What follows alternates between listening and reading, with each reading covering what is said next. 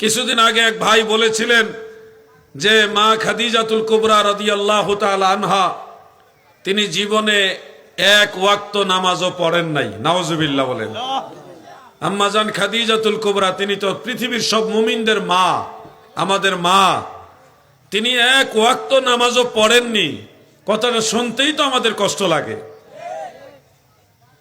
এই বিষয়গুলো যারাই বলে ফেলেন আমার মনে হয় একটু তাড়াহুড়া করে বলেন, এই কারণে আপনাদের মুখ থেকে বেশি বেশি স্লিপ হয়, ভুল হয়।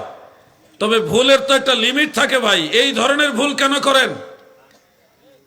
এই ভুলকে সাপোর্ট দেওয়ার জন্য ডাইনে বামে আরো কয়েকজন ভাই দাঁড়াইছে।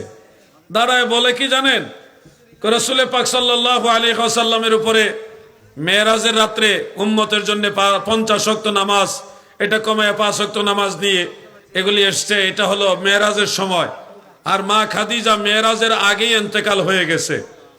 তাহলে বোঝা গেছে মা খাদিজা নামাজ পড়ে না, এটাই ঠিক, কারণ নামাজ আসার আগে তিনি ইন্তেকাল হয়ে গেছে। আপনারাও শুনলে মনে করবেন কথা তো ঠিকই, নামাজ ফরজ হওয়ার আগে যেহেতু তিনি ইন্তেকাল হয়ে গেছে সেহেতু তিনি নামাজ পড়েন না, এটাই তো বোঝা যাচ্ছে, কারণ ওই সময় তো নামাজই ছিল না। এই ধরনের একটা চিন্তা যুক্তি আপনাদের মাথায় আসতে পারে।